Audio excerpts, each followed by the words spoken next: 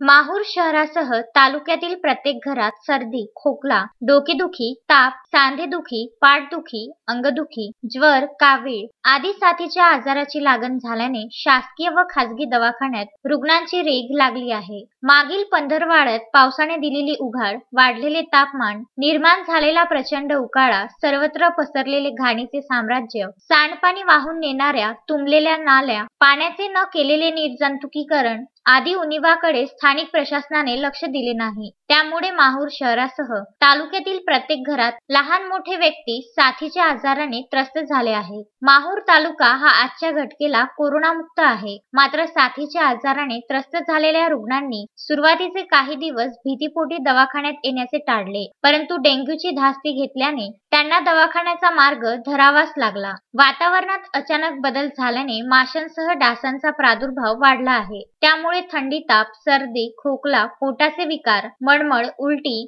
अशा आजारांच्या रुग्णात प्रचंड वाढ झाली आहे। त्यासाठी परिसरात स्वच्छता ठेवून योग्य आहार व स्वच्छ पाण्याचा वापर करणे गरजेचे आहे। साथीचे आजार अंगावर न काढता आजारी व्यक्तीने जवळच्या शासकीय व प्राथमिक आरोग्य केंद्रात दाखल होऊन उपचार घेणे गरजेचे आहे, असा सल्ला ग्रामीण रुग्णालयाचे वैद्यकीय अधीक्षक डॉक्टर व्ही.एन. भोसले यांनी दिला आहे।